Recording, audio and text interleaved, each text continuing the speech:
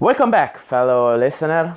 Welcome to another part of our reading of Saga of Old City of Greyhawk. Yeah, today I am charter. Why not? Anyway, let's continue where we left. Last time, we continue to read Saga of Old City, the first novel ever written by Gary Gygax alone on the world of world of Greyhawk, the first novel of the Greyhawk Adventures series, and the first novel of the Gord the Rogue series. And I have a cat word. Sorry, I have to pet the cat with my feet. Anyway, the first novel of Gord the Rogue series. And they are all set in Greyhawk, the first setting ever created by Gary Gygax for Dungeons & Dragons, the most notorious role-playing system ever. Okay? Last time we read the chapters, I think 14, 15, 16. Our hero, Gord, survive in a battle between the forces of the Canon of the Pale and some bandits. Then he entered the bandit kingdom, precisely the city of Stoink, and there he met another companion, with which he made some thievery and discovered a plan by the Hornet Society to send some bandits against the Turn, another region of Greyhawk. A lot of politics in the last 3 chapters. Then, today we continue from there, another 3, 4 chapters, I don't know, I try. And then we settle the day. Let's begin. Chapter 17. Oh, sorry.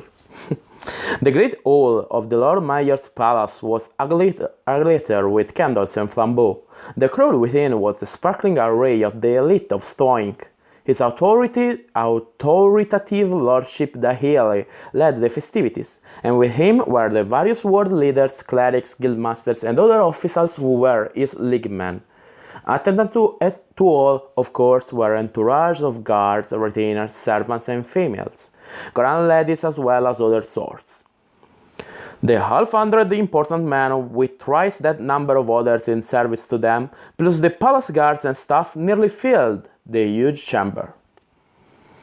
The crowd of lesser bureaucrats and minor leaders of Stoink and its environs brought the crowd to near 300.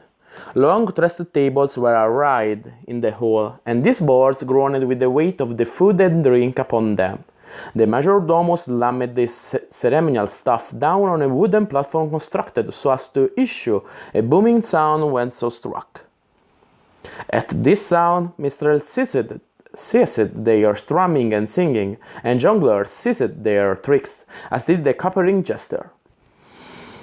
A hush fell over the place, for Boss Dahili was about to speak. "Lords and ladies, masters and mistresses," a few tittered. "Gentlefolk, welcome to this palace." Cheers and applause. "You are commanded here to celebrate, because I have just saved Stoink from disaster." Louder cheers and heavy clapping. Wait, there is more than that. I have strengthened our state and assured its preeminent position as leader of the Alliance of the States of the Free Lords. This last announcement precipitated such a tumult of applause and cheering that Boss Dahili stood silently for several minutes, hands raised, basking in the adulation. At his signal, the majordomo again made the whole bomo to its staff, and the assemblage was again ushered. The boss continued. "I discovered a most wicked plot by our former allies, the hierarchs of the Hornet Society. Catcalls, hisses, boos, jeers, and whistles. Those bastards would embroil us with the cursed Turn host, and with us most of the free lords of the East, while their field-devouring legions run unopposed over our brothers to the west. The Bosom Lord Mayor paused here, but the listeners made little noise, for the impact of his statement was being assessed. Then he resumed.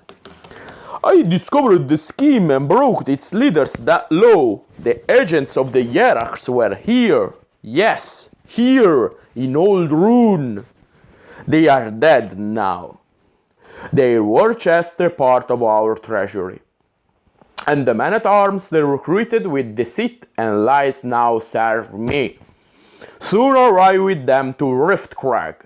There, a grand council of freelords will meet, and there we will pursue our crusade to remove the Gygax troops from warfields and wormhole, and I shall be Chief of Lords.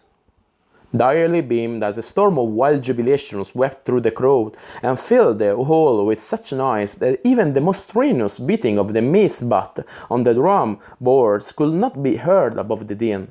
A magic user in the back took the opportunity to cause an illusion of appropriate nature to appear, a line of chained-up goblins clanking through the suddenly opened doors of the chamber. Each carried the head of a human on a golden platter, and each bloody head was crowned with a horned coronet.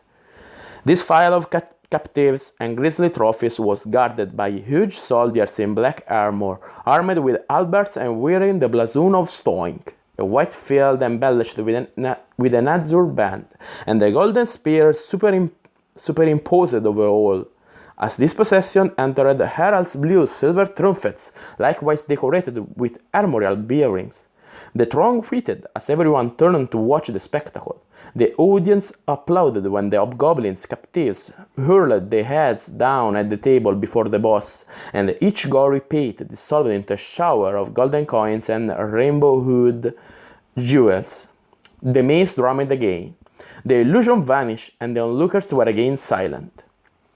There is just a little more. Wrong voice.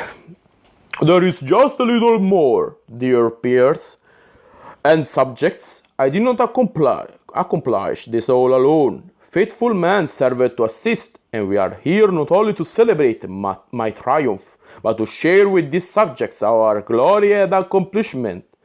Subdued remarks to the generosity and magnanimity of the boss accompanied the applause that followed this remark.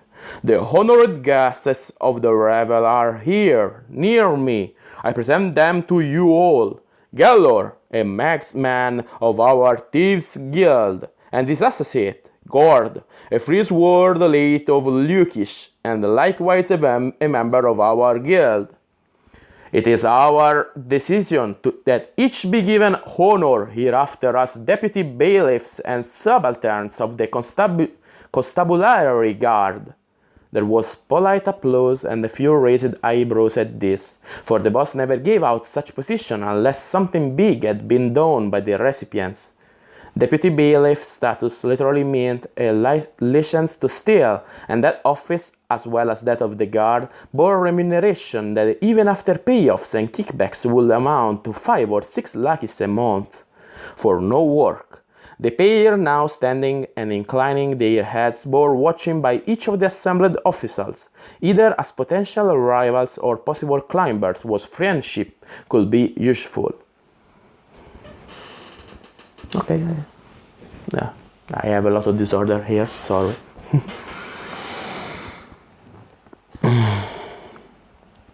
Then his authoritative lordship signaled for the festivities to continue, and the revelers were soon engaged in eating, drinking, and conversation once again.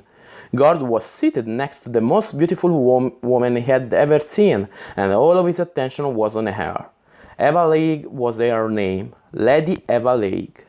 Her hair was pale platinum, and her violet eyes bespoke elfish blood, perhaps from a grandparent or great-grandparent. Gord could not guess which, and anyway cared for nothing save the result. Eva League was gowned in velvet of the same color as her eyes, and the low bodice of the dress revealed the perfect symmetry of her creamy breasts. Gord found himself staring at the single amethyst nestled between these hemispheres and wishing he were that pendant. When she turned to speak with him, her long tresses bound by a fillet of thin gold rippled as silk stirred by a soft breeze. It was difficult for Gord to understand what she said, because her full mouth and soft lips fascinated his eyes to such an extent that his audial senses seemed out of touch with his brain. Poor Gord. Anyway...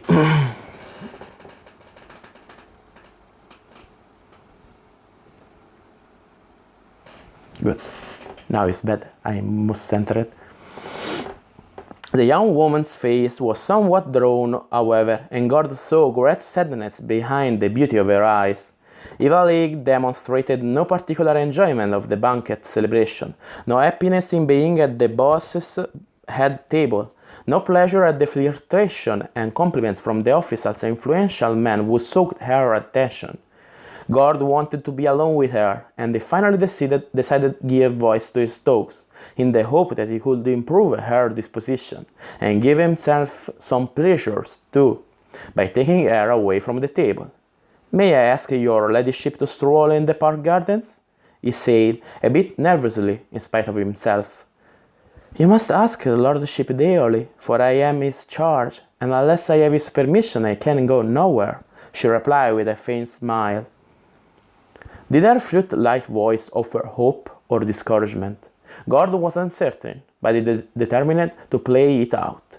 "Thank you, Lady Leeks, for your intelligence. Pardon me that I knew not you were the ward of his authoritative lordship Boss Daily. I am new to the town, you know. I shall ask permission at once." Although they were being honored, Gellor and Gord were not seated next to the potentate of the city-state, but rather 2 and 3 places respectively from him. Seeing that the great lord was engrossed in discussion with a rat-faced man to his left, Gord signaled the varlet behind his chair to come to Gord's place. The surly man, dressed in a soiled tabard that identified him as one of the Lord Mayor's staff, came over slowly, but Gord did not berate him for insolence.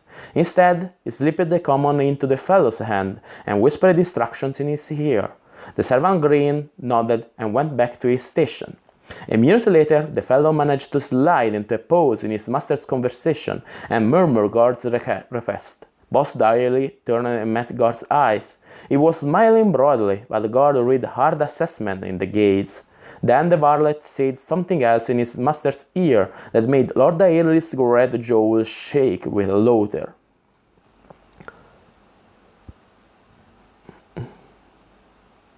"Little Gord, or new subaltern, your request to accompany Lady Leeks on a stroll through the palace gardens is granted, on 3 conditions."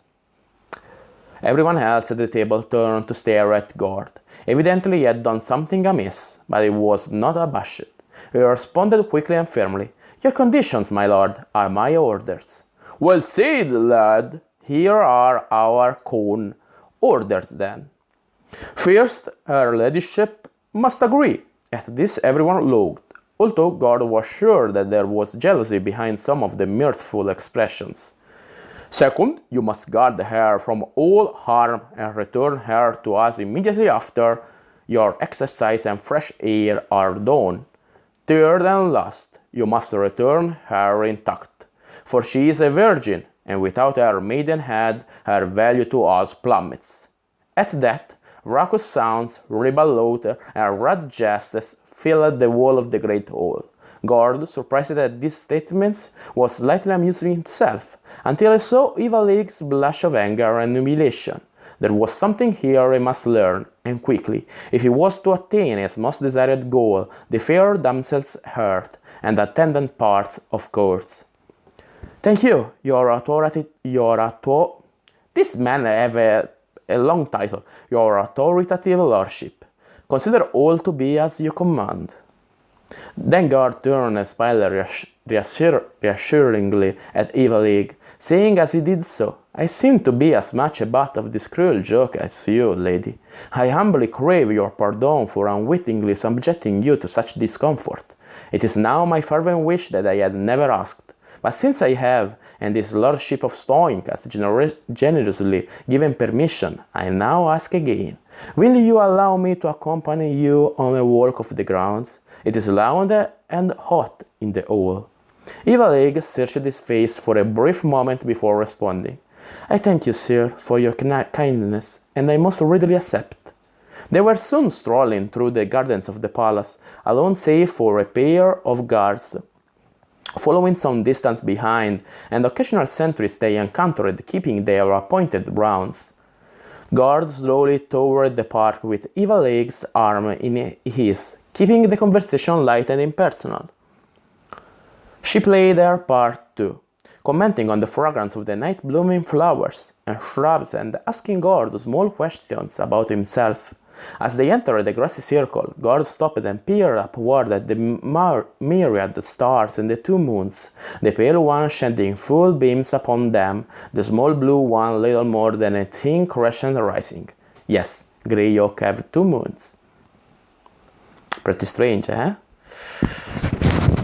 His posing so caused Evil Egg to do the same, and as both stood gazing at the events, their escort remained a considerable ways off, hidden in the deep shadows of the edges. Gord seized the opportunity. My lady, what is it that troubles you so? He asked. Captivity is a hard burden to bear, sir, she replied with a tinge of hardness in her musical voice. Durance, lady, is vile indeed. But it is you who hold my heart captive, he said, speaking softly but with sincerity. Being a word of the master of all around us is not captivity, but rather privilege. Evil Egg glared at him. Take back those words, sir, she said, or I swear I shall have revenge for your taunting me so. Sorry. This response nearly left Gord speechless. The vehemence of this wonderful woman was undeniable. He hastened to make amends. Again, I am at a severe disadvantage, fair lady, he said as graciously as he could. Do not become angry at me for some ignorance on my part. Be generous and kind, I beg of you. Tell me the cause of your anger, the source of what discommodes you, and I shall pledge myself to serve to remedy all and make right what you view as wrong, even at the cost of my very life. Now it was Evil Egg who appeared taken aback. For a long moment she looked into the young man's eyes, searching his countenance, contemplating.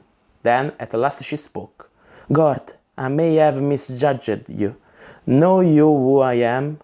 Only, fair Evil Egg, you are the most gorgeous woman I ever to have walked our earth's thus blessed soil, and the one for whom I will most gladly die. Spare me these plights, Gord, no matter how sincerely meant and were spoken. Answer me directly. Do you know who I am? The woman of my dreams, the one I love, the charge of Lord Airly, that is the full recital. Evil Egg slipped her small hand into Gord's as he spoke thus. Standing close and staring into his face, she asked, And that is all? On everything I honor and cherish, lady, that is all. Then, hear what I am about to relate. Within a few moments, Gord had the essence of her story. Evil Egg was a captive, being held for ransom by Stoink. Her land was far to the east, and her father was Dunstan, Count of Blemu and Lord of Knurl. Bosdaeli was keeping her intact, as it were, pending a reply from her father to a demand of 10,000 orbs for Evil Egg's safer return to her home. Time was beginning to grow short, for several months had passed without response from the noble grace of Blemu. Or Blemu. I don't know. Blemu or Blemu? I don't really know. Blemu. For me, it's Blemu. Unless she was ransomed soon, Evil Egg will be sold off to the leader of Rockrost, Plar Theod Fent, who had offered the daily treasure and alliance for her. To be sure, 10,000 gold pieces outweighed the sums proffered by Rockrost. Vague alliance aside, but meat in the pot was worth far more than magic in the promise, as they said. Thus, the upshot was that Evil Egg was bound for the tender mercies of concubinage of the Plar, unless, or player, Plar is okay. unless her father's emissaries soon reached Stowing, or fate intervened. Sold? They will sell you? Said Gord when her downcast eyes told him that their tale was told. As surely as my father fails to pay my ransom. No one can sell you, evil egg. You are a baroness, and the most beautiful girl in the world. Don't raise your voice so, she cautioned softly, and thank you, Gord. Don't thank me yet, dear lady. Wait until Stowing is behind us, and then you may say thus. Evalie looked up at him for a moment, the moonlight making her eyes gleam marvelously. Gord was unused to looking down upon a woman, for his age was such that most girls were nearer to par with him. But this gorgeous creature stood only an inch over 5 feet, and Gord felt like a hero already as she silently beseeched him to make good his intimation of rescue.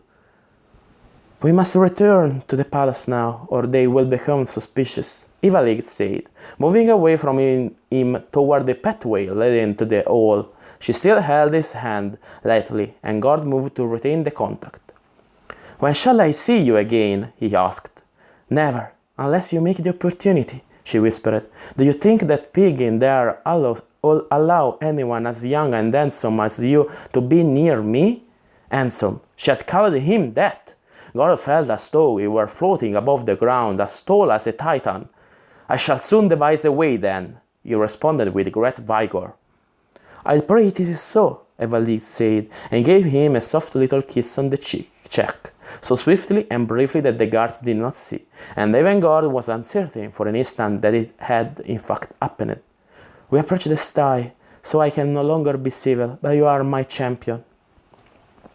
Stiff and straight, Evalie entered the palace ahead of Gord. Without another word, she was gone, leaving Gord to return to the celebration. The great hall was only slightly less crowded. Restless removed, the revelers were now engaged in a serious drinking, while a motley assortment of entertainers performed in various parts of the long chamber. As he approached the place of honor, Gellert sidled up to him. Your face is as long as Troll's snoot, Gord, his companion said. Better put another expression on it, or the boss might be offended. Screw him, Gord spat. Oh, so Lady Valega scored a conquest, has she? Leave her out of this, Gellert. Without showing any umbrage, the one-eyed thief took Gord firmly by the arm and halted his progress toward Lord Daly's days. For your continued health, listen, he said. That woman is a treasure of great value, and guarded thus. If a man sees one who is desirous of stealing his wealth, he acts. Get my meaning? Now smile, relax, and we will hoist a few tankards. We are honored guests, you know, and likely to get some companionship from the ambitious ladies here. Gore still looked sour, but he slowly nodded acceptance of the advice. Thanks, Gellert, you are right, he said, regaining his composure as he did so. Good. I hear that the evil egg is bound for Rockrost in a few days, anyway. End of chapter 17. And we have a brief pause because I have to turn on the light and drink some water, and then we continue with another chapter.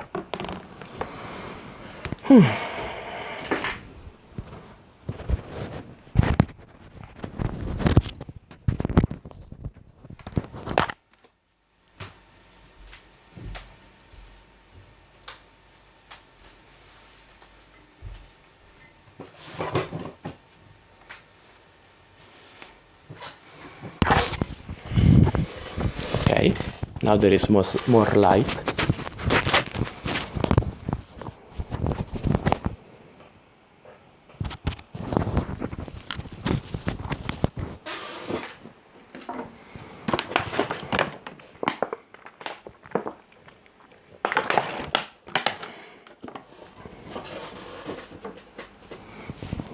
Posso allontanare.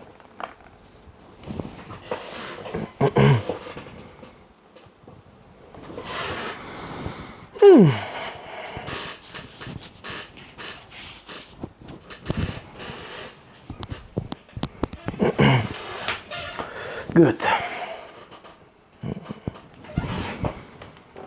So, let's continue. Chapter 18. Trouble indeed. A patch of shadow detached itself from the dark space between two of the buildings. For a brief moment, all it seemed man-like in shape, as it moved swiftly and noiselessly across the starlit courtyard. Then it was gone, enveloped in the umbra of the other structure toward which it had drifted. Only a bat had seen the shadow figure, and he cared nothing about it. Sharp-eyed sentries hired for their ability to see well in darkness had noticed nothing, and the squad of soldiers that passed the area a few seconds later noticed the bat flutter overhead, but saw no more. Gord was clad in black, head covered by a soft felt cap of inky hue, face smeared with a lamp soot, hands gloved in ebon leather. Long training and practice enabled him to move without noise, and this silent progress was but a part of his skill. Clad as he was, Gord could become virtually invisible, using small projections, indentation, and shadow to conceal his presence. It had been an easy matter for him to scale the wall around the complex, ease down the other side, and then disappear among the buildings of the fortress-like compound within which the Lord of Stone dwelled and the city's government was administered. However, crossing the broad expanse of Whole Street, a few moments earlier had not been quite so simple, for there were late-night passers-by out strolling, and sentries on the outer wall before him to be contended with. Gord had utilized a passing night soil cart, smelly as it was, to mask his approach, and then he had been forced to remain frozen, prone against the base of the wall, until a group of off-duty guards quit conversing with their fellows atop the wall and went on their way up Safe Avenue. The outer wall of the building he was adjacent to had many projecting stones and cracks. Gord's ascent was much the same as that of a normal person climbing a ladder, although a normal person attempting such a climb as the young thief made would find it next to impossible. Once atop the structure, he continued his oblique progress toward the palace, moving up and down as easily as normal folk went back and forth along the ground. He utilized the concealment of another nearby building, then the south inner wall, to move west to where he could easily see the palace's tall turrets and towers showing faint black silhouettes against the pale stars. Once Gord had to hang by his fingertips over a ledge as the sentry slowly passed by. Then he was scrambling up at a juncture where the lower wall of the administrative compound met the higher barrier around the palace proper. Now he must be doubly careful, for this area was teeming with the guards. The inner bailey of the castle-like palace was only 20 or so feet below him, although the drop to the park on the other side was over 30. The palace was built on a small hill, and the ground had been terraced long ago to make the place into a stronghold, capable of withstanding siege. As the sentry approached, Gord hung at arm's length over the inside of the wall, and allowed himself to drop. His fall, roll, and recovery made little more than a whisper and soft thump. Shadow hid his position, and the patrolling soldier continued on along the top of the wall, unaware that an intruder was within the place. Understanding that he may well encounter magical as well as flesh and blood protections, Gord had opted for a bold plan. He ran along the base of the palace wall, for the bailey was deserted, and the darkness hid his motion. Where the angle of the wall met the great tower at the southwestern end of the palace proper, he sprang upward and stood upon the tiny ledge provided by the arch of the locked portal beneath. Unmoving, hardly breathing, as he plastered his body against the stone, Gord watched the bronzewood gate open and light spill out into the compound. A half-dozen guards came out. The door was banged shut, and the group walked away toward their barracks tower, chatting. Their torches might have revealed Gord's presence if any of the soldiers had bothered to look behind and up. In another minute, Gord was always up the tower, moving with speed verging on recklessness. However, he made the ascent without a slip, and about 60 feet up he moved off onto the stably pitched roof of the great hall. Another guardsman on the tower's top 30 feet above, was dozing and witnessed nothing.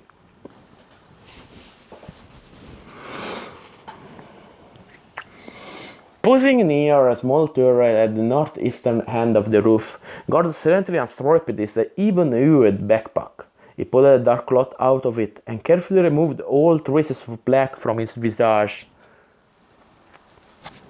Next, he divested himself of his black outer garments, then got out and put on a surcoat identifying him as a junior officer of the Constabulary Guard. The body of man-at-arms whose duty it was to protect this very place. He pulled out and strapped on his short sword, then stuffed the black garb into the pack, which he left tucked into a niche where none but the birds and bats would see it.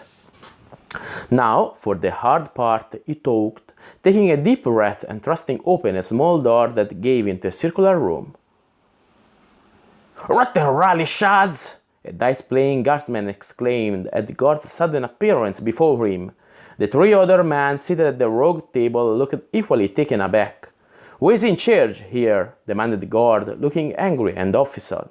One fellow sprang up instantly, the others a bit more slowly, until they realized that an officer was before them. Normally the guards and most of their commanders were pretty lax, but this unfamiliar officer before them could mean big trouble. They were supposed to be patrolling the rooftop, watching for possible threats to Boss Daly's security, and now they had been nailed by an officer, albeit a most junior one, playing at knucklebones and in obvious dereliction of their duty. Not one of them wanted to speculate on the consequences of this, if indeed the man before them had been sent by the boss to check on how really secure the palace was. The first man who had stood assumed a sloppy sort of posture of attention and responded meekly. "I am in charge, sir," he said. "Corporal Mender. Sir, I can explain about the game." "Shut up, asshole," Gord commanded. "You listen, I'll talk. Lucky for you damn shits that Commander Oakert it was sent me, not the boss himself." Gord gave them a minute to let that sink in. Commander Oakert was in charge of all the guards on night duty this month. He was not a lovable man at best, and he hated night duty. He'd just been posted to it as a way of letting him know that his master was displeased with him for not finding out about the plot of the hierarchs. Oakert had been chief of spying before. All this was common knowledge among the guards and other employees of the palace, and they also knew that the commander would do anything he could to get back into the good grace of Lord Daly, including exposing the men under his command who were slacking in their duties. "But shut up," interrupted Gord. "I'm supposed to be here catching you jerks and placing you on report so that the commander can look good. Well, I don't mind telling you that I am a new boy here, and I don't like that sort of crappy deal at all. Oakert will end up looking great. I'll get a nasty reputation, and one day I'll happen to slip and fall off a wall, or have some other accident, and that will be that." The four guards looked at each other and couldn't keep from grinning knowingly at what the subaltern just said. Piss off the troops, and things did have a way of happening. Perhaps not to captains and commanders, but certainly to subalterns. "Wipe those damn smirks off your ugly poses," Gore raved at them. "Any more of that behavior, and I'll be tempted to take my chances with an accident. Get your asses out of here and on your rounds. Nobody was goofing off in here when I checked. Understand?" "Yes, sir," the guards muttered in unison. And then they were gone in a scuffle and the slam of the roofway door. Gord looked around the room, smiling at the ease of his success, then spied a trapdoor in the floor and pulled it open. In another few minutes, he was walking briskly along the torchlit corridors of the palace upper floors, looking very busy and official. None of the various persons he encountered took any suspicious notice of him. In fact, the only ones who seemed to notice him at all were a pair of guards at the entrance to Lord Daly's wing. They came to attention smartly as Gord passed. Tossing off a distracted salute in reply, he strode past, and that was that. There was but a single man-at-arms on duty at the entrance to the great tower. Waving his papers vaguely at the guard, Gord went through and up the stairs there without being questioned. The uppermost story was where Ivali was kept as guest of Boss Daeli. Ivali, another guard, was before the door to her chamber, a sergeant who looked professional and mean. Gord took a chance. "Is that door locked?" he demanded. "Yes, sir," the sentry replied, adding the honorific as he measured the junior officer before him, and saw danger in not responding with deference. "Then open it, sergeant. I am here on the order of his authoritative lordship." "At midnight?" The man was uncertain, but not easily moved. "Are you on guard duty, or posted to tell your superiors the time of night?" Gord allowed the anger he truly felt to rise within him. "Open that door, or I'll have you on report for insubordination." "Yes, sir. May I see the order from his lordship?" Gord was prepared. "I assume you can read, sergeant," he said sarcastically, peeling a square of parchment from within his coat and handing it to the guard. The fellow took the document without comment, noted that it was an order for the immediate removal of Lady Eva League to Boss Daeli's apartments, and signed by Commander Oakert. And signed. "Well," said Gord impatiently, after scarcely giving the guard enough time to absorb the contents of the parchment. "This is in order, sir. I'll have the door unlocked in just a moment. Hurry, damn you, if I am questioned as to why I am tardy by Commander Oakert or his lordship, the boss, you'll be the one to hear. Sergeant Melson, sir. Black Melson," he added hastily as he turned the great lock and pushed on the iron hound panel to open it. "Stay at your post. I'll get the lady and be out as quickly as possible," Gord said with a steely voice that brooked no further word from the sentry. The room beyond was a saloon, with a thick rug on the floor and several divans and other furniture. A serving maid slept on one of these couches. Gord walked over to her and woke her none too gently, causing the woman to give a small startled squeak. Go to your mistress, Lady Valig. Inform her that his authoritative lordship Daeli commands her presence in 5 minutes. Tell her she must be dressed for travel, but without any baggage or impediment." The maid got up without a word and turned toward the door of her mistress' chamber. "You may inform her that Subaltern Gord is to be her escort," the young thief added. "Subaltern who, sir?" inquired the still drowsy servant. "Gord. Tell her Subaltern Gord." "Very well, sir. Subaltern Gord. I shall tell Lady Valig just that. 5 minutes, you say?" She bustled into the next room, leaving the question hanging in thin air. Not more than 10 minutes elapsed before Ivalig and the hair maid appeared through the door. Gord had been pacing nervously but silently, pausing often to listen at the outer portal for any sign of possible trouble. He breathed a sigh of released tension when he heard the 2 women approaching the saloon. Then, at the instant he saw her, Ivalik's eyes met his, and Gord felt a strange flow of energy within him, a force that made his heart sing and his muscles weak at the same time. He shook it off, forcing his mind to remain on the matters at hand. "Woman," he said, addressing the maid, "I have no instruction as to you. Wait here until someone comes to fetch you or tell you otherwise. Go back to sleep, do your duties, whatever." "If it's all the same to you, Subaltern Gord, I'll just go back to sleep." Gord gave the servant a black look, keeping in characters, and then turned to Ivalig. "Your ladyship, are you ready to be escorted to his authoritative lordship?" "I am, Subaltern," Ivalig answered coldly. "Bless you, dear Goldie, for being a friend during this time," she said as she hugged the women. "I shall miss you, I hope." At that the maid looked briefly and squeezed Ivalig in return. "Godspeed," she said softly and somberly. Then she turned away and headed back to her couch. Ivalig was clad in a great cloak of dark grey. The hood was thrown back, showing a lining of rose-colored silk to keep the coarse wool from touching tender skin. Okay. What she wore beneath this garment, God could only suppose. Old Togwin noted that she was shod in soft leather boots with stout soles.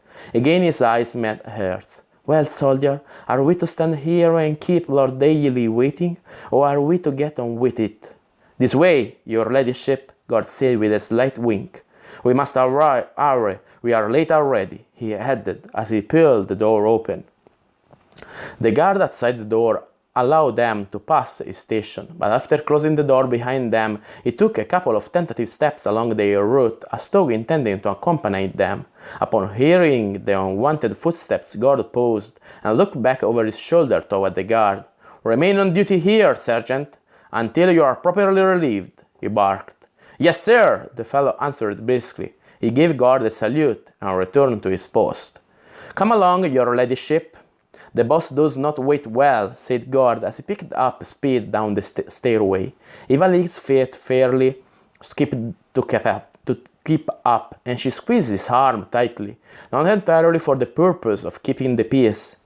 Where do we actually go? She asked in a conspiratorial voice. I'm really not sure of that, Gord replied candidly. There was no time for me to work out a proper plan, so as soon as I managed to find the means of freeing you from your prison room, I came ahead, figuring that luck and skill will take care of the rest. You dare to risk my well-being on luck? It was an accusation more than a question, voiced as she released her hold on his arm. Gord took a hasty look at Ivalik. She was definitely not pleased with him now, as was borne out all too plainly by her expression. He replied softly, Better to have left you for sale to plough Rockrost? Shall we turn back then? As he voiced the second query, Gord slowed his steps. Don't be a clod. Of course we won't return. Ever. Just get me out of this prison and see to my safety, Ivalik said with great feeling. Then she took his arm again and said, Do forgive me, Gord, I am frightened and alone save for you. What will become of me we are discovered? What will become of me if we are discovered? If you are killed, I am but a weak girl and desperate for assistance. Returning to arid peace of descent, Gord smiled at the beautiful lady holding his arm. Ivalik, I will see to our escape, he said fervently, or die in the trying. Do not think of death, Gord, only freedom, Ivalik responded, regaining her resolve. In their descent, Gord and Ivalik got safely past the archway of the third floor, where the master of the palace resided. But now that they had deviated from the path that would have taken them to Boss Daili's chambers, Gord knew he would not be able to talk himself out of any situation they might encounter on the lower floors. Gord began to move slowly and deliberately now, looking and listening carefully for signs of activity. Suddenly, the faint sound of tramping feet coming from above caused him to stop short and turn his attention upward. The sound was getting louder by the second, and it was unmistakably being made by a squad of men-at-arms in the third-floor corridor, heading for this very stair. Gord grabbed Ivalik's arm and nearly threw her off balance as he resumed their downward flight. Guards are coming this way, he hissed. Hurry, and be as silent as possible. Ivalik made no reply, only picked up her piece to match his. She strained to land on the balls of her feet, to make her footfalls as silent as leather on stone could be. The marching sound behind continued to increase in volume. Fortunately, the pair was out of sight of anyone on the landing above, having made 2 full turns on this part of the stairway already. The clamping sound reached the landing and then divided into 2 parts. Some of the guards were moving up, but other steps were coming down the stairway in their direction. They'll soon discover your absence, Gord whispered. We must now hope that fortune favors us, for a hue and cry will sound in minutes. The girl nodded, panting from the exertion of the rapid descent. They passed the main floor without discovery and continued down. The stairs at basement level were still illuminated by flaming cressets, so they had no difficulty seeing their way. Still the tramping footfalls followed them. So Gord and Ivalik went on to the deeper level beneath the cellar. Now the steps were damp and slippery, and only one dim flambeau shed its wavering light for them. Gord again slowed to a more careful rate of descent, fearing that if he did not, Evil would make a misstep and tumble headlong. They had put a good bit of distance between themselves and the approaching guards, so the more cautious piece was safe enough as far as discovery from above was concerned, at least for a short time. They passed several doors as they continued downward to a depth that surprised Gord. The foundation of the great tower must have been dug down to a depth of more than 60 feet. At last they came to a place where the steps ended, and they stood before the entrance to a large chamber. Columns and arches were dimly visible in the light of the crescent, at the end of the subterranean stairway. Here was a dark expanse, containing who knew what. It offered temporary shelter, however, for the pillars of this vault formed a veritable maze. "Take my hand," Gord commanded as he extended his left arm toward Evil. She did so, and then he led her cautiously into the darkness between a pair of nearby columns. There was no sound of pursuit from above, and Gord paused so that Evil could regain her breath. "What now?" she asked. "Is there a way out?" "Other than the way we came, I know not," Gord answered, meanwhile digging under his surcoat. "Blast this rag," he said, pulling the garment off and stuffing it into a space between stones nearby. "That's better," he muttered, and he opened the pouch at his waist and drew out a tinder box and a small candle. In a moment he had the candle wick aflame. He instructed Evil to remain concealed near the stairway, and they began to move slowly about the chamber. After a few minutes of careful exploring, Gord learned that the vault they were in covered more area than the tower they had just left. The sub-basement extended elsewhere under the palace itself, and off at an angle that seemed to run east. Just as Ivalik's soft cry to Gord reached his ears, he too heard the sound that caused her alarm. What had begun as a faint clamor from above was rapidly growing in volume and intensity. In a scant few seconds, as he moved to where Evil could see him, Gord sized up the situation. It was most probable that the loss of the boss prized captive had been discovered, and now the hunt was on. "Come here, quickly!" barked the young man. As soon as Evil reached him, Gord led her into the passage that angled away from the building complex, hoping that they would find some means of egress along the route. Evil shuddered and pressed close to him, for there were cobwebs, bugs, spiders, and rats aplenty in the dank corridor. That there was occasional traffic here seemed evident, however, by the lack of webs obstructing the center. That meant that it was unlikely they would encounter anything really formidable inside the passage, and besides, at the moment, Gord feared no creatures other than pursuing men-at-arms.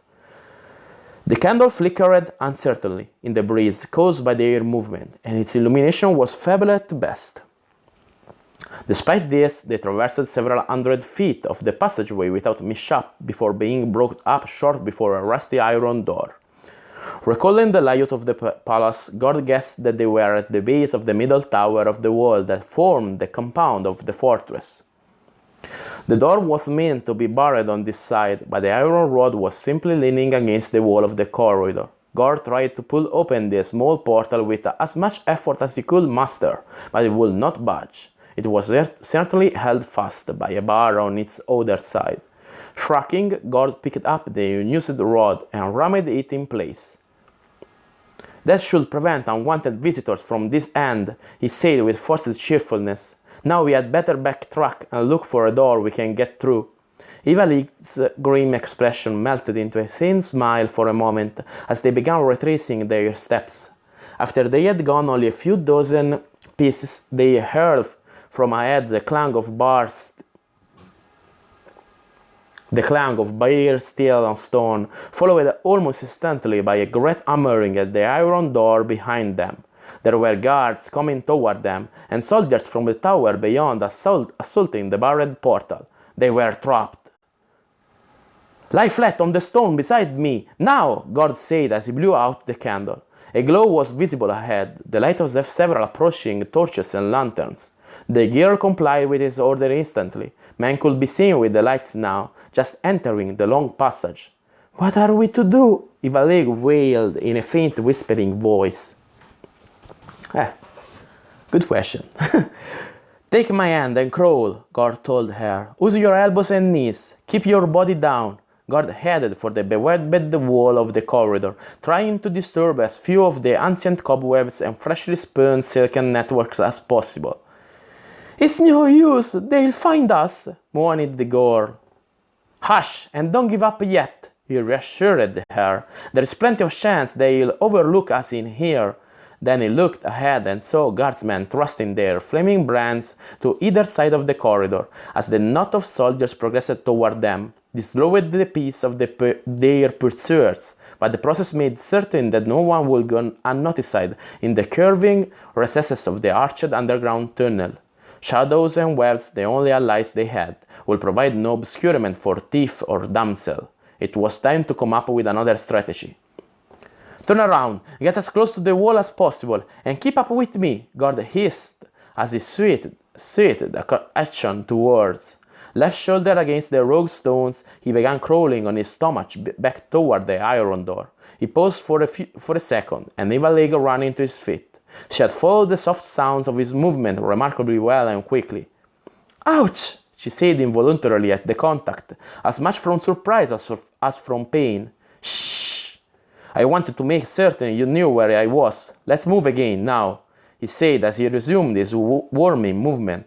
Things scattered across his hands as he crept, and he felt a spider crawling in his hair.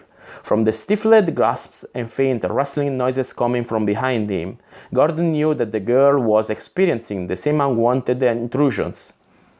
Suddenly, surprisingly, there was no stone against his shoulder. Gord almost entirely overlooked the opening in his desire to escape the oncoming man, then realized the message that his nerves were transmitting to his brain. He stopped abruptly after his upper body had passed the place, and again Ivaleg hit his feet with her head and uttered a soft sound as before.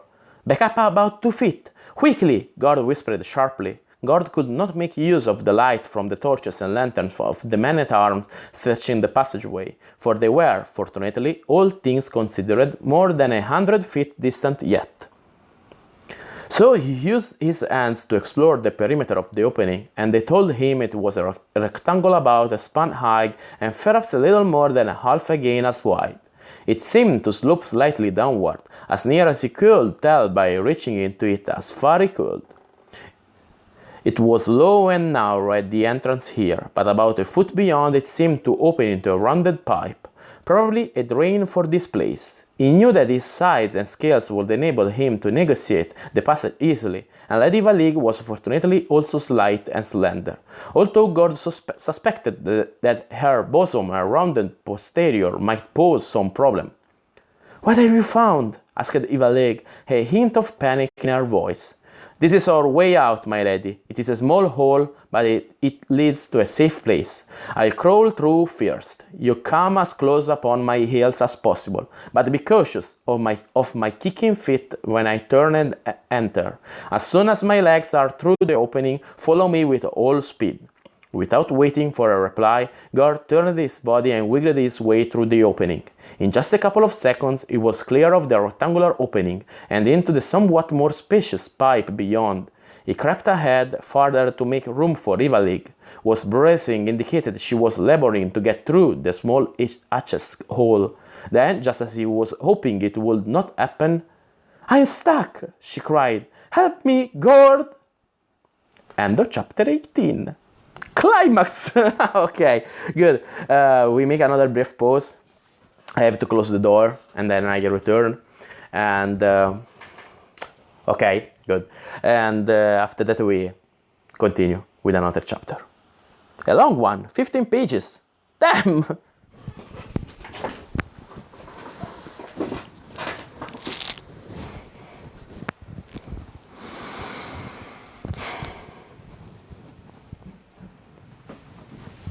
Okay, good. Whoa. Long chapter. I arrive. I want to hand you that book.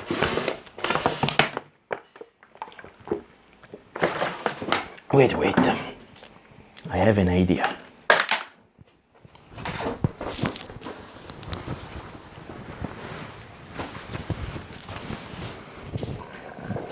Okay, good. I hate my naked shoulders. So, let's continue, because 15 pages. A lot for this book. Usually there is 12, 10, now 15. Whoa. Chapter 19. The searching guards could be no more than 50 feet from the place now. Within a very short time, light from a torch or a lantern would reveal the form of the would-be escapee. Even though the webs above and around the valley were very thick. God wished there was room for him to turn around, but he knew the cylinder was barely wide enough for forward progress. Try drawing up your legs and pushing with your boots, God called over his shoulder to her as loudly as he dared. Push your forearms tight against the walls to anchor them and hunch your body ahead wiggle-wise, he added. Then he moved ahead a bit to see if there was any place that might afford him space to reverse himself and lend a hand. A big bag of some sort plopped on the back of his neck just then, and Gord Racket with an involuntary sweep of his hand to remove the vermin before it bit him. His hand did its work, and he was surprised to notice that it did not make contact with any surface above his head. In a flash, Gord rolled over, and with his back to the floor reached upward. There was a square, vertical shaft here, and it allowed him to rise cautiously erect. Sobriety turned, lowered himself until he was again on his stomach, and now found himself in a position to crawl back toward Ivalig. Oh, Ivalig said, startled at first contact with his hand. Before she could utter anything else, Gord grabbed her by the upper arms and yanked her toward him. He worked backward down the pipe a short distance, enough to straighten out his arms and pull her toward him again. She was well clear of the constricting entrance now, and able to move on her own, so Gord merely backed a bit further, stood up once again in the shaft he had discovered, and quickly climbed upward a couple of feet.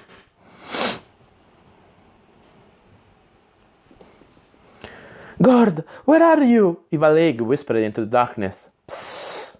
Ahead! I am in a shaft that goes up. When you hear me clearly, use your hand to find the opening above your head," he instructed the frightened girl. "I'll keep talking, and I'll climb up farther, so you'll be able to stand in here too. Are you at the place yet?" Gord heard her moving directly beneath him. "Yes, I am going to stand up now," she said, "but I can climb. I'll help, so don't worry. We are as good as free now." Actually, Gord had no idea where the shaft would lead, or if they would ever escape, but here was a chance. There was no time for doubts. There was a good foothold just a couple of feet up into the shaft, and using this advantage, the young man braced himself and reached down between his feet to where he felt Ivalig's hands rasping at his booted legs in a desperate attempt to move upward in the chimney. As the sounds of the search in the corridor outside grew even louder and closer, her small hand found his groping one, and the little fingers closed on it with surprising strength, the grip of terror. He howled and she came upward, feet scrabbling noisily on the sides of the shaft as she did so. "I hear something in there!" a shouted voice echoed through the pipe and up the shaft. "And look, there's been something crawling around this damned drain." So they had found the exit way quickly, thought Gord, but could they get through the opening as easily as he had? That was the key question now, for they needed time to get up this chimney and to wherever it led. The shouts and commands that followed indicated that the armor was being stripped off for an attempt to entry. Some guard tossed his torch into the narrow passage, and they rolled nearly all the way to the opening in which Gord and Ivalig were hiding. It was time to move upward as swiftly as possible, while the noise and confusion of the intended pursuit masked their ascent. Holding Ivalig in place with one arm, Gord groped upward with the other, seeking a crack in which he could lodge his fingers to pull himself up farther. Then his spirit leapt as his exploring digits closed around the cold metal of an iron rung. Grasping it firmly, he used his other arm and his feet to help his frightened companion upward at the same time. Fortunately, the hard soles of Eva Leeks' boots made it possible for her feet to find purchase on the sides of the chimney, so Gord did not have to bear all of her weight in addition to his own, and after this bit of practice, she became fairly good at hoisting herself up. Nope, I am too damn hot. Better. It's damn hot. What? Okay. And now I continue. 1 second, sorry.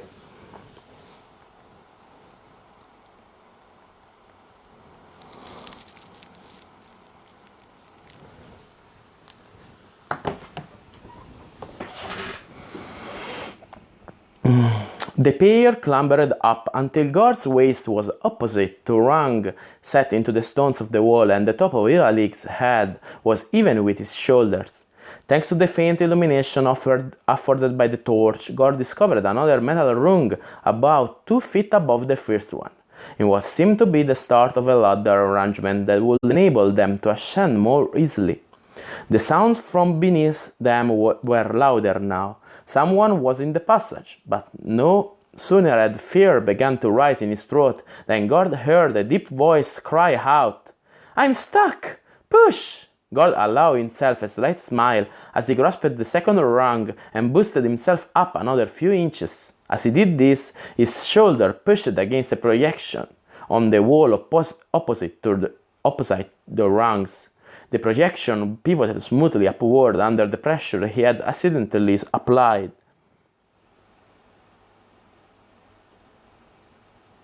At the same time, a dull grinding sound came from beneath. In a moment, the light from the torch below was shut off. "What happened?" the girl inquired. "I think my shoulder tripped something that closed the mouth of this shaft," Gord answered excitedly. "This must be a secret means of escape placed here by some begone lord, and long forgotten, no doubt. Else the passage would have been shut tight, and we would now be worming our way hopelessly toward some dim sink or cistern." Gord felt the beautiful girl shudder at the thought of what fate could have been theirs.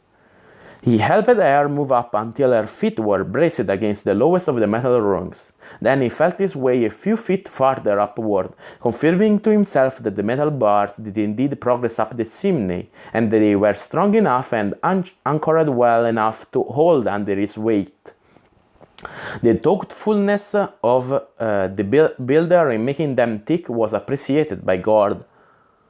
Although he was sure that time and decay had weakened them sufficiently to bring breakage from hard or heavy usage, neither he nor Ivaleg would be so careless as to unduly strain these metal rungs. Positioned just above the girl, he pulled out the candle stub once again, sparked the tinder, and got the wick alight. Sure enough, more rungs led upward, reaching into the darkness beyond the area illuminated by the tiny candle flame.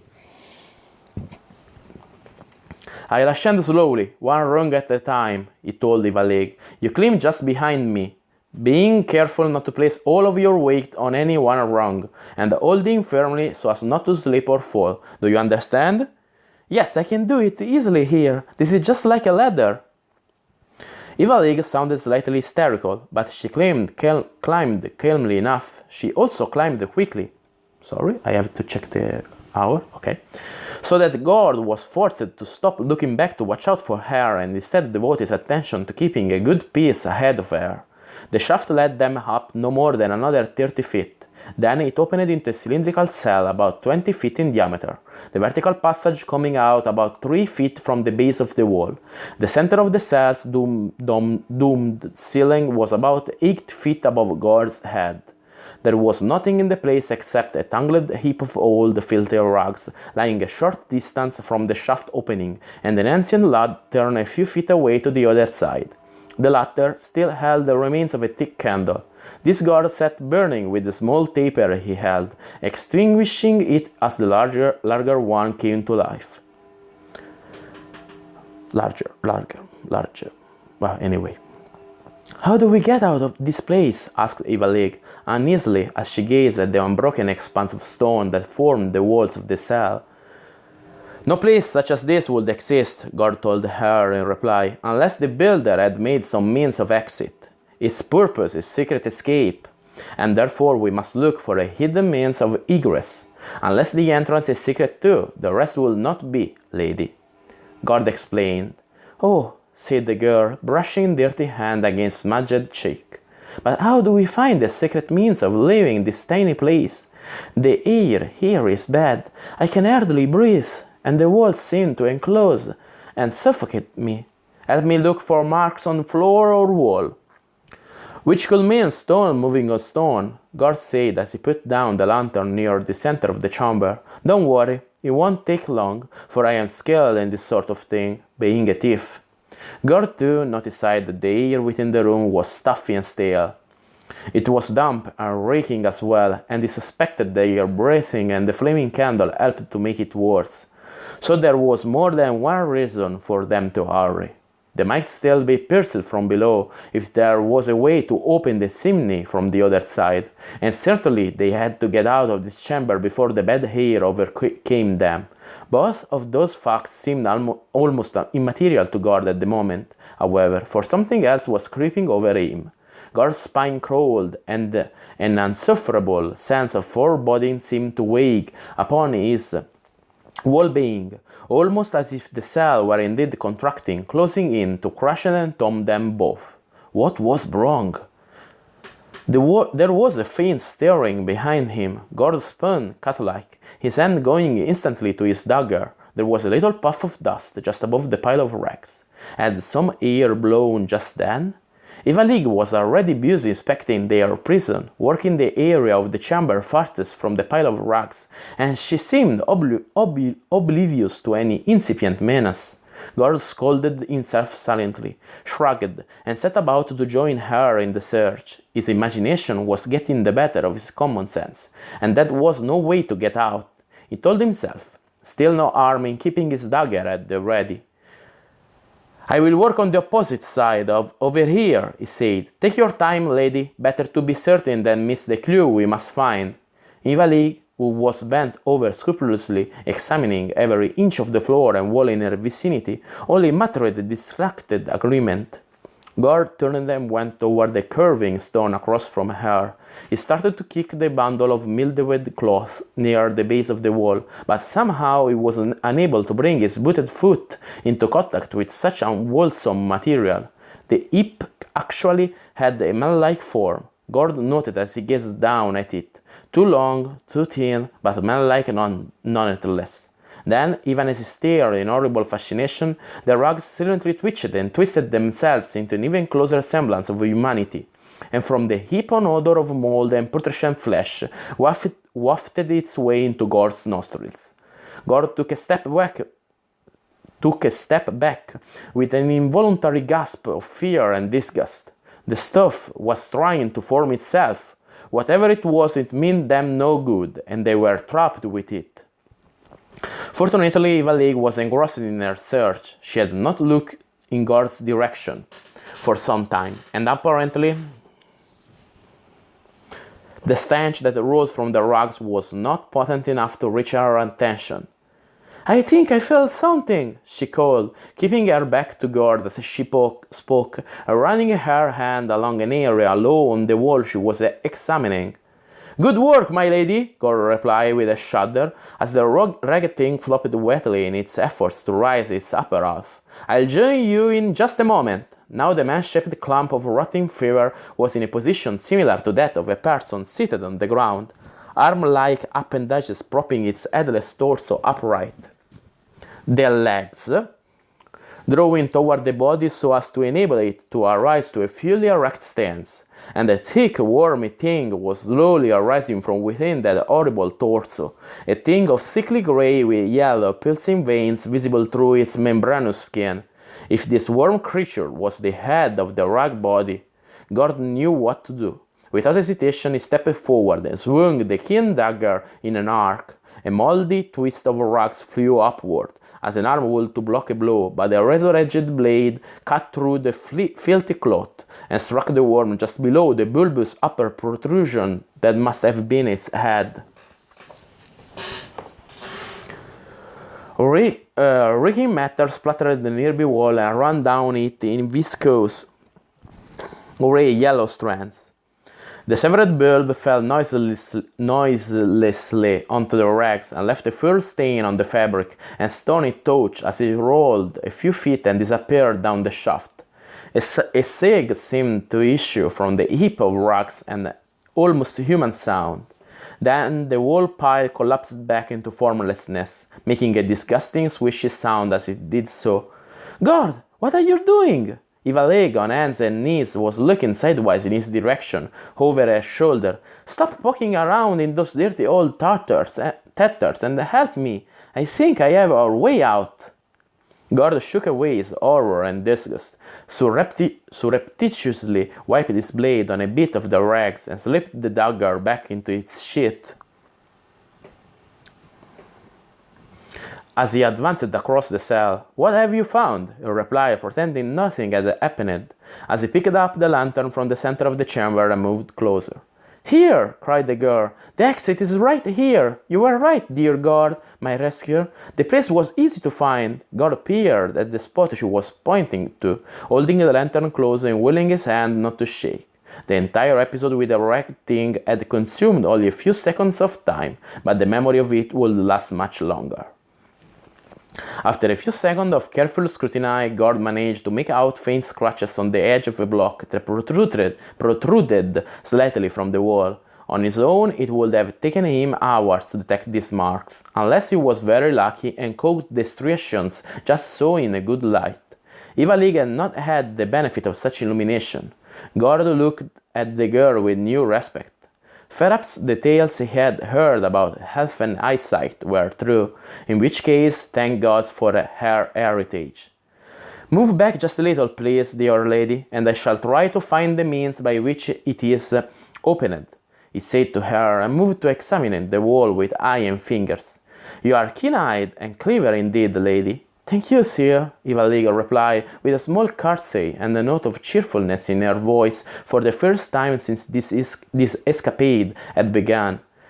They were by no means safe, thought Gord, but they were still at large and undiscovered. There was now real hope, so long as the rug thing did not regain its unnatural life again. A small stone moved inward under his touch, and as it did so, a small crack widened, revealing and freeing a wide low panel of rock. By pressing on one hand of it, Gord discovered that the panel pivoted around the center post. He pulled on the slab until it stuck into the chamber, perpendicular to the carved wall. The opening was not huge, but easily big enough to enable them to pass into a narrow stone tunnel beyond it. Gord took time to reclose and lock the panel in its original place, feeling considerable relief as he did so. Neither the guards nor anything else would have an easy time following their route. Then the pair started to follow the passage that had been concealed behind the secret door, Ivalig carrying the lantern and Gord with dagger in hand. After a short distance, the narrow corridor ended at a broader one that led both left and right. Gord opted for the left, saying that they could try the other direction if this one failed to offer something positive soon. Before long they entered a larger place, pillared and arched, that was the nexus of many tunnels. In addition to the one they had entered from, there were 4 other passages leading off from the place, and a spiral flight of stone stairs leading upward as well. Gord disliked the sight of the steps, and after a moment of deliberation, he set off to the right, his family companion in tow. "What is this place, Gord?" asked Ivalig. "Towns and cities are full of surprises like this," he began. "In addition to sewers, drains, cisterns, caverns, and catacombs, there is a warren of escaped tunnels and secret edits, the highways of many who wish not to be seen." "Old cities?" Ivalig asked incredulously. "I can speak for all of them, only a few. I have encountered this sort of passage before. It is part of a hidden means of communication and escape. from its look, and one that hasn't been neglected either. So let's press on. Eva League had allowed her pace to flag, but at Gord's urging she picked it up again. They were nearing the end of the passage anyway. After another 10 or 15 steps, it ended at a narrow spiral stairway that had been crudely chiseled from the solid rock. There was a heap of old clothing in a nearby Armour, a sure sign that this passage was still used for something, and Gord stopped for a second to root around in it. After selecting two somewhat dirty and malodorous cloaks, the young man told Eva League to take her own off and replace it with one of the others. She demurred, but Gord insisted, stating that the old tug hers was now soiled and tattered. Its workmanship and quality were still too easily noted. They compromised by locating a garment that fit over the cloak she wore, thus hiding it and adding a bit of seeming bulk to her slight figure. Creeping up the steps with caution, Gord was ready for anything. All he came to was a manure pit. Sorry, the dog opened my door. I return in a second, sorry.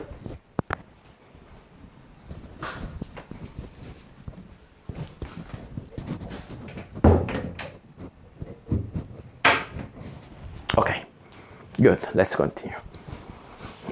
Sorry for the waiting.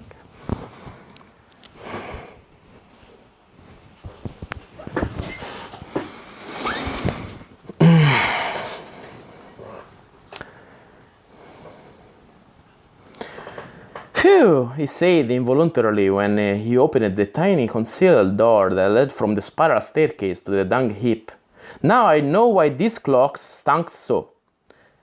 Eva League held her nose and grimaced, but stepped ahead as rapidly as her companion did, crossing the heaps of manure and bits of rotting straw and heading for a wooden ladder at the far end of the pit.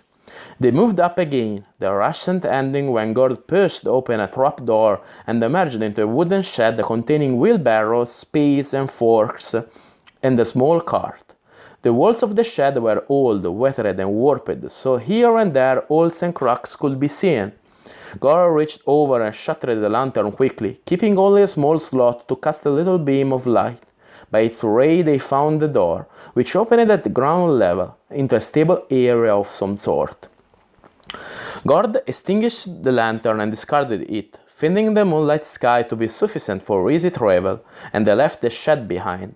As they exited, Gord heard Eva League draw her first deep breath in some time. After they had left the stable area and worked for a while, the area began to look familiar to Gord. He put off saying anything until he was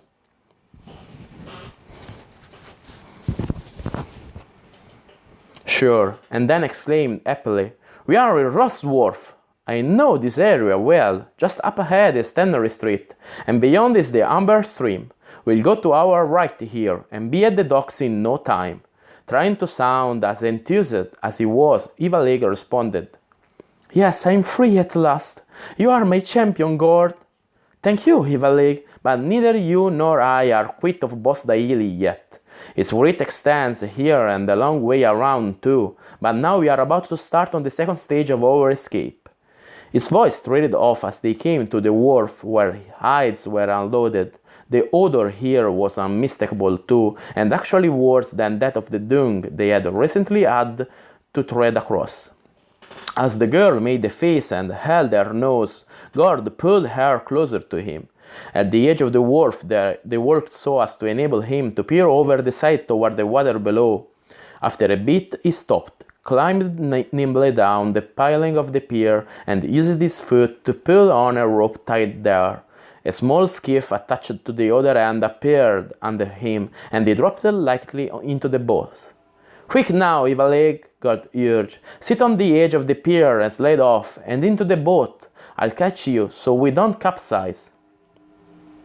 The girl shrugged and complied without further hesitation. After all she had been through this night, what was one little leap into a bobbing cockle shell? Although the skiff rocked violently when she landed, Gord was true to his word, both catching her neatly and maintaining the stability of the small craft. After helping her find a seat in the bow, he moved to the stern and picked up the sweep that was resting there. A few quick pushes and pulls, and Gord had sculled the boat out of sight of the wharf and into the current. His sculling and the flow of the Ayrton Seimei soon carried them through the wide rest pool, where various small ships and barges were moored, and on down the river. Keeping well to the left of midstream, Gord passed the lowering blackness of Stoink's walls and towers without incident. He used the oar mainly to steer now. The current was swift in this area. After an hour there was still no sign of pursuit, and the walled town was far to the north, for the river bent sharply south after passing the place. Someone might eventually put the missing boat together with your escape, lady, but now for some time, I think. But not for some time, Nonna, but not for some time. I think. Our only real worry now will be a magical assistance in hounding us down. I know little of Dumercraft and less of how to combat it. For once I come to the rescue, Gord, Ivalig said with a musical laugh. Of magic and spellment I know a little, for my dear grandmother, great-great-grandmother really, taught me some of that art, though not important or useful here. That kind of woman did bestow upon me something that will serve us now, I think. Wait, I show you. Gore watched the girl shed her cloaks. The golden light of the newly risen sun revealed that she wore tunic and hose of dove grey. You are dressed as a boy, lady, but no such youth ever displayed such a figure in those garments, he said. Ivalig smiled her pleasure at the compliment, but kept up her work, tugging here and there at the leather strip girding her narrow waist. From it she drew a flat milky crystal. Look at this, she said proudly, handing it to him. The evident pride and assurance the small stone gave her made Gord examine it closely. He noted that the crystal was carved so as to resemble a bird with wings, folded down as if to shelter something before it.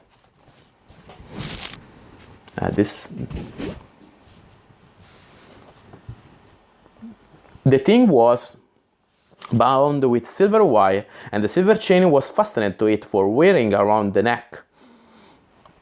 He handed it back to the girl. It is a well-crafted bit of jewelry, lady, but looks to be of no great value, I fear. Why, it will fetch no more than a few— This is no trinket, Ivalig interrupted with more laughter. It is an amulet of power, little Funkin, a protection against any seeking me by means of spell or dumor. I see, lady, Gord responded respectfully. Then, with a bit of an edge in his voice, he added, What is this Funkin you call me? Ivalig explained with a giggle that it was an elvish term for someone silly or ignorant. With a giggle, not giggle. Be not offended, Gord, for I employed it only as an endearment, she said sweetly. Now it was Gord's turn to be flattered by her words, and he smiled at her. She returned the smile, meanwhile fastening the chain so the amulet was secured around her neck. The process interested Gore, for the tunic was thin, and when it was drawn tight by her movements, some most interesting details of her anatomy were revealed. Ivalig seemed not to mind the scrutiny a whit, but Gore was careful not to overdo it. Make a pallet of the cloaks in the bottom of this skiff, Ivalig, and sleep a bit, he said. I'll steer us carefully so as to avoid contact with any other craft. The girl started to object, but Gore was fair, and Ivalig did admit she was very tired indeed. With you out of sight, he added, anyone passing or observing us from the bank will think I am a fisher, alone and of no interest. It is safest this way. Ivalig remained asleep through the morning and well into the afternoon. When he was sure no other craft were in sight, Gord allowed himself to doze now and again, but he always remained in a sitting position so that he would not sleep long. Serenity, not fatigue, was making him drowsy. He was young and long accustomed to remaining awake for many hours at a stretch when he had to. As the afternoon shadows lengthened, his companion began to stir and make little moaning sounds. Whether they arose from discomfort from the hard bed or from a dream, Gord knew she would soon wake and would be thirsty and hungry, as he was. There was a small tributary of the Irtonseme at hand, and he sculled the boat into its waters, working hard to pass through the strong flow where the two streams met.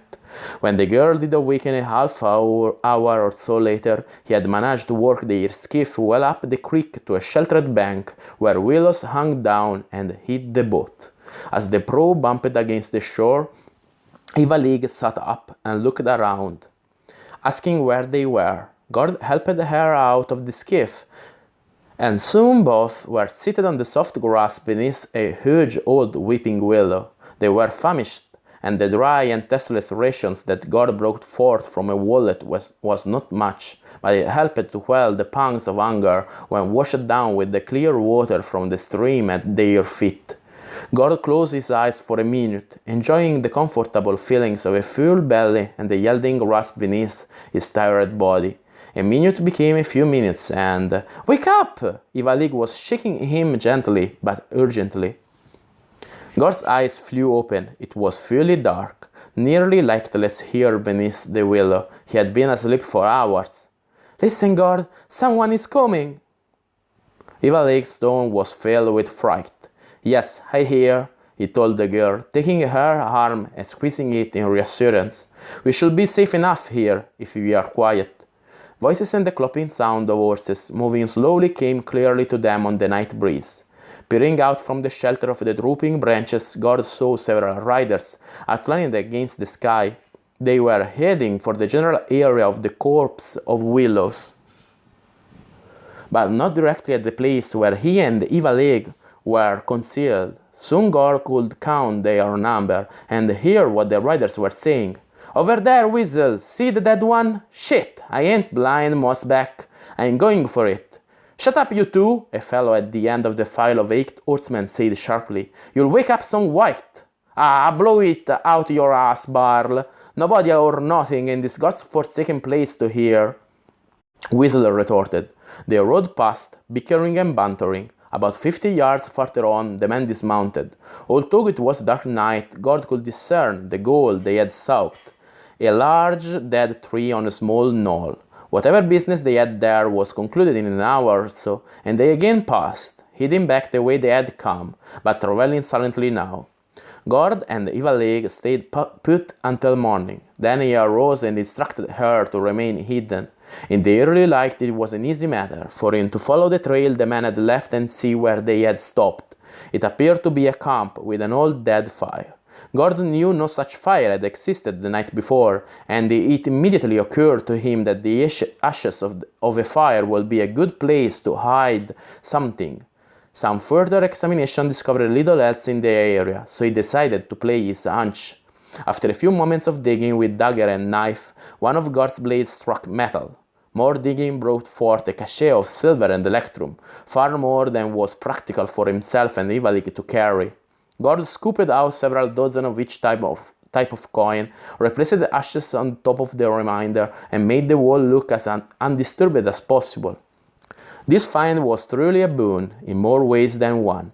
Of the 100 gold orbs that had been Gord's share of the loot he and Geller had gained in Old Rune, some had been spent on information and forged documents, and the bulk had been left behind. When he rescued Ivalig, Gord had with him but 10 of the gold coins.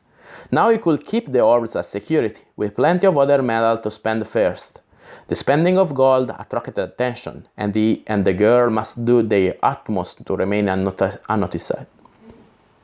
Gord returned to Ivalig and told her briefly of what he had found while helping her back into her hiding place in the bottom of the boat. Ivalig accepted the unexpected wealth without comment. Noble women took little of such things, Gord supposed. They took the skiff up the tributary stream for a few more miles, until Gord felt it was safe for them to begin traveling overland. They left the boat moored in a secluded cove on the shore of the stream, and followed a rutted dirt track leading due east. Eventually they came to a hamlet where they hitched a ride on a farm cart heading for market in Nirmi village. This proved to be a place where they could find horses, so Gord and Eva were soon mounted, well supplied, and traveling on their own again. After a week of hard travel, they finally arrived in mid-meadow, exhausted and dirty, but otherwise happy and in excellent spirits. Gord thought he had never been happier, despite the deprivation they had been through, and Eva was radiant. Although they were still in some danger, it was light, so after discussion they decided to find the best inn, rest and restore themselves, and buy new clothes before setting out again for Eva homeland in the Blemo Hills. I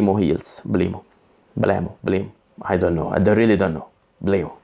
Locating a good inn was a simple matter, and new linens and garments were also easy to come by. Soon the pair were settled in small, clean and comfortable rooms, luxuriating in great tubs of steaming water provided at considerable cost but deemed by both well worth the coppers. Eva, looking refreshed and even more radiant now that she was again properly attired, joined Gord in his chamber, where they were served a hot supper and cool wine. Replete, they both sat back, sipped their wine, and smiled at each other. "Gord, at last I feel truly free," Eva sighed. "Free of that bandit pig who calls himself a noble sovereign, free of his confinement, free of threat of slavery. And I owe it all to you." Eva violet eyes were warm. Her long hair, the color of spun platinum, was free, flowing across her shoulders and down her back. The gown she wore this night was new, a simple one of silk and snowy hue, embroidered at the neckline, cuffs and hem with flowery design. She had coated the waist with a satin sash the color of her eyes. It seemed to Gord that no living woman could be this lovely, this unaffected. Her every line and curve he had memorized, and tonight, clad as she was, the memories came rushing back, unbidden but not unwelcomed. A glimpse of bare back and arm as she splashed cold stream water in the morning, a leg revealed in walking or riding, all wonderful memories indeed. "My part is small, lady, and for it you owe nothing," Gord told her sincerely, eyes locked on hers. What true man could have done otherwise? "Don't be a funkin' again, Gord. Many men helped to put me in that big toils. Others imprisoned me, while still other men sought to use me by trickery, flattery, or sheer purchase. You did risk all for me, Gord, and I owe you my very life." He took her delicate hand in his, saying, If you insist, I shall accept credit, but only for a duty begun, not completed. We have come 50 leagues, but there are 5 times that number between you and Knurl, and who can say how many dangers yet to overcome? You are my savior, nonetheless, Gord. I happily place my safety and welfare in your hands." As she spoke, the girl arose from her chair, prompting Gord to do likewise. "Just as I place my person in your arms now." I know how this thing ends. She moved to him, and there was no resisting such an offer. Gord eagerly clasped his arms around her little waist as his lips sought hers. They were indeed as soft and wonderful as their looks had promised, and their kiss lasted and grew more passionate as the two allowed its sensations to fill their beings. Gord's hands moved of their own volition, going here and there to explore and affirm the girl and the fact that he held her thus. Eva made no protest, only kissing him more passionately than before and allowing her own small hands to discover what they could of Gord. Although neither directed it, both were soon disrobed and prone upon the yielding down of the bed's expanse. Kisses gave way to nibbles, soft bites, and rapid breathing. Eva oh Eva I give you my soul. You have mine already, Gord, my champion. Tell me that you love me. End of chapter 19. Well, there is another one long indeed, so I think I stop here. Only 3 chapters, but one was very very long.